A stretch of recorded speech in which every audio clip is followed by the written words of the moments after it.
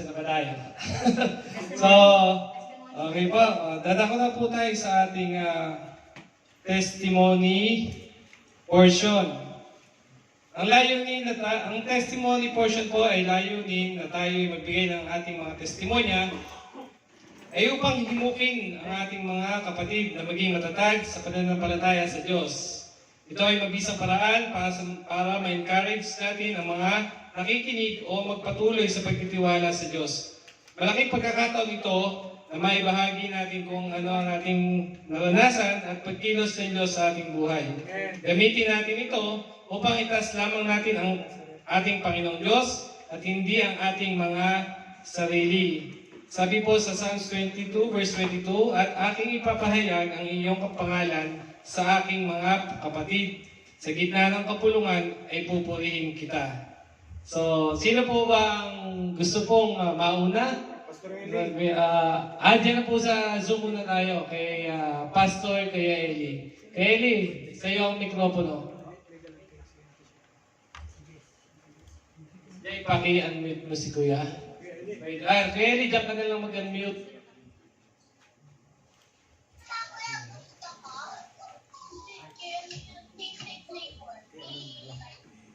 Okay, thank you. Nagpapasalamat ako kay Lord kasi nakapagbakasyon ako 5 years, no?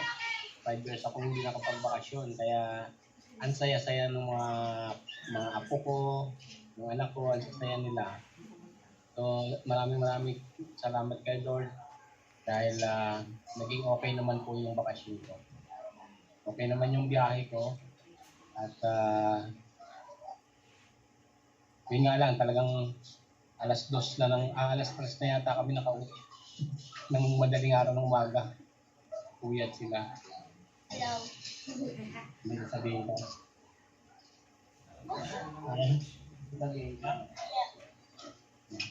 Yun lang po. Ay nagpapasalamat din ako sa prayer ninyo mga kapatid. At 60 days yung bakasyon ko. Medyo mahaba-haba pa kasi nakakadalawang araw pa lang ako dito. So, yun lang po. Maraming salamat. God bless Darsky. Ingat dyan. Okay, sino pa po? Tay, si Tatay.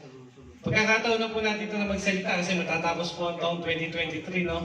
Hindi ako mag-testimony. Magpapaalam mo na. Kasi yatid ko sistema. Mamayang hapon, magkaroon po tayo ng general meeting, no? Para sa plano ng church for the year 2024. Okay. Paalam mo na kami. Yatid ko may appointment yung ating kapatid. Si Ate Joanny, birthday daw niya. December 19, di natin siya napag-pray. Ate Joanny, hintayin mo ako ha. Magkaroon tayo ng ano sa kanya. Kasi uwi na siya mamayang gabi. Opo. Ano oras ang uwi mo? Magkaroon tayo ng tribute. Magkaano ka mo? Mag-ayos ka ako. Hintayin mo lang ako na i-attend ko ng Sister Maan. Magkaroon kami ng tribute para sa'yo. Okay, sino pa po ang gusto mag-testimony? Dapat may stop mo tayo. Ikaw, Brad Boy. Si Brad Jolas, ito maraming sasabihin ko eh. Message sa akin ito eh. Ano ba? Ano oras pa ang ano? Brad Jolas, pagkakataon, natatapos na 2023. 2024 na, baka may gusto kong pasalamatan. Bro, baka gusto mo ihatid pa kita. Oo. Nagpasalamat ka na. Ang gagamit ka na. Ulit. Salamat sa Panginoon sa buhay na binigay sa taon na ito.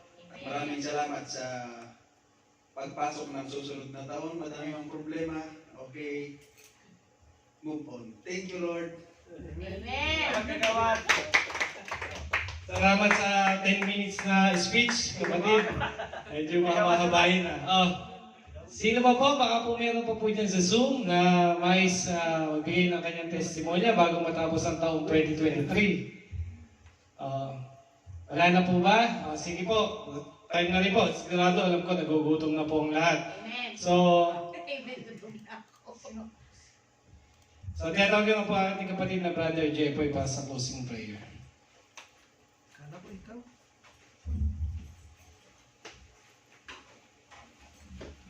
Sige po, muli po tayong lumapit sa Panginoon. Lord, marami po salamat, Panginoon, sa oras na ito na patuloy, Panginoon, na kumilos ka, Panginoon, sa simbahan ito. Panginoon, sa tahanang ito, Panginoon, na nakita namin, Panginoon, ang mga pagpapala ng salita, Panginoon, na inilahad sa amin, Lord, mula sa pagtuturo, Panginoon, na ginamit mo ang aming Sister Joanny, Panginoon, sa natapos, Panginoon, na kanyang worship, Panginoon, na pagtuturo, Panginoon. Lord, salamat, Panginoon, dahil patuloy mo, Panginoon, ingatan ng bawat isa.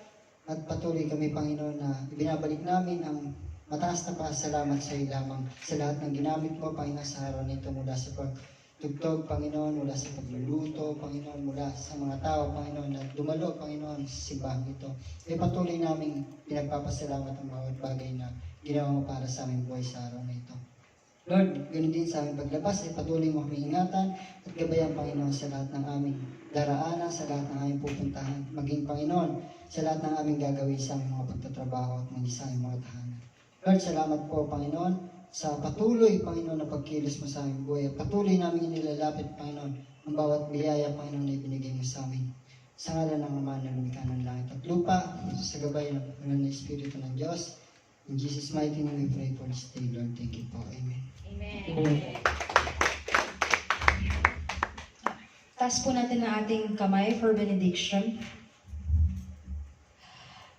Now, may the God of peace who brought up our Lord Jesus from the dead, the great shepherd of the sheep, through the blood of the everlasting covenant, make you complete in every good work to do His will, working in you what is well-pleasing in His sight, through Jesus Christ, to whom be glory forever and ever. Amen. Amen.